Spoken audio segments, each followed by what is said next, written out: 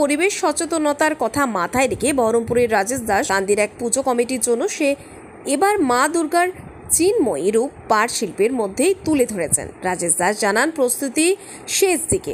তিনি এবার পাটের তৈরি বস্তা এবং দড়ি দিয়ে মা দুর্গার মূর্তি তৈরি করেছেন। নমস্কার, শারদীয়ার শুভেচ্ছা সকলকে।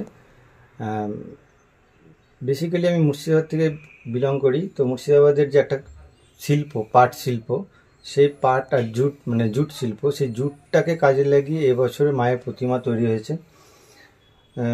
এখন যে জুট মিলগুলো, বিভিন্ন জুট মিলগুলো যে বন্ধ হয়ে যাচ্ছে, যে পাটের যে ব্যবহার সেটা বন্ধ হয়ে যাচ্ছে, মানুষ প্রযুক্তির সঙ্গে এগোচ্ছে, সেই জায়গার থেকে এই শিল্পটাকে যদি কোনোভাবে এই মায়ের মাধ্যমে যদি এটা আবার নতুন করে চালানো যায়, সেসব শিল্পীরা আবার বেরিয়ে এসে নতুন নতুন কাজ করতে পারবে।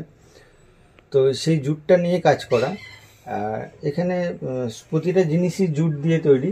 জুটের দড়ি, জুটের চট, বিভিন্ন সাইজের দড়ি ইউজ হয়েছে। যে এখন মেলা খেলায় দেখা যায় যে জুটের তৈরি যে ব্যাগ তৈরি হচ্ছে, ট্রয় তৈরি হচ্ছে, সেই সব জিনিসগুলোকেও এখানে নিয়ে আসা হয়েছে। এখানে কোনো র কালার ইউজ হয়নি। সেই জুটটাকে দিয়ে গোটা কাজটা করেছি। আশা করছি প্রতিবারের ন্যায় এবারও একটা জায়গা পাবে। আর মানুষকে একটা জাগানোর চেষ্টা করছি, মানুষকে জাগরণ করার চেষ্টা করছি। ভালো লাগবে। প্রতিবার আমি চেষ্টা করি নতুন কিছু করার। এবার জুটটাকে বেছে নিয়েছি। রাজেশ দাস প্রতি বছরই মা দুর্গার মূর্তিতে অভিনবত্ব তুলে ধরে। এবার তিনি মুর্শিদাবাদ জেলার অন্যতম শিল্প পাটকে নিয়ে খুব সুন্দর দুর্গা প্রতিমা কান্দির এক পুজো কমিটির জন্য তৈরি করেছেন। তিনি জানান, এই প্রতিমা তৈরি করতে তার সময় ব্যয় হয়েছে 3.5 মাস। এখন কাজ প্রায় শেষের দিকে।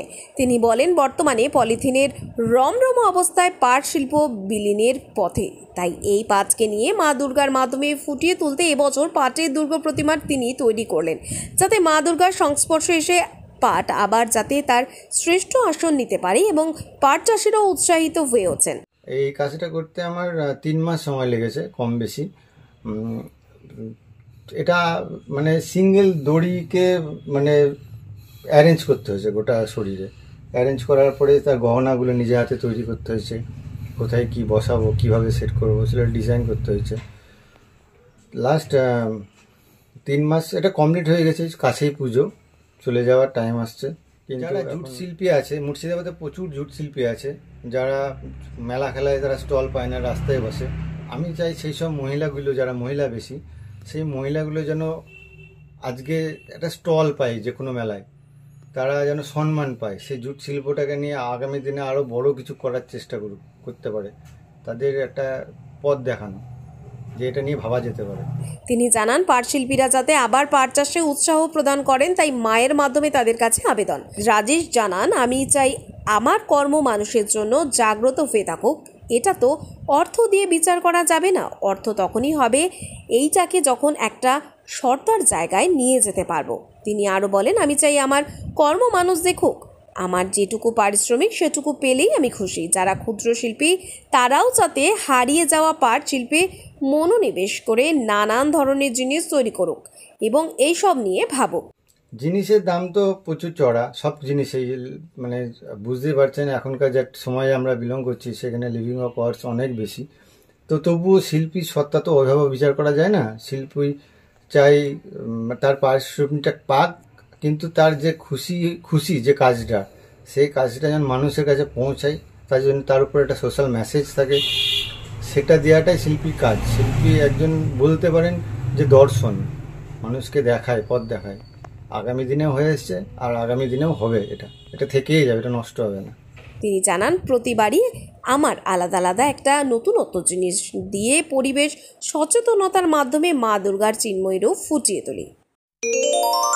স্বাস্থ্য সংবাদ, স্বাস্থ্য সংবাদ, চিকিৎসা সংবাদ, আয়ুর্বেদিক চিকিৎসা সংবাদ।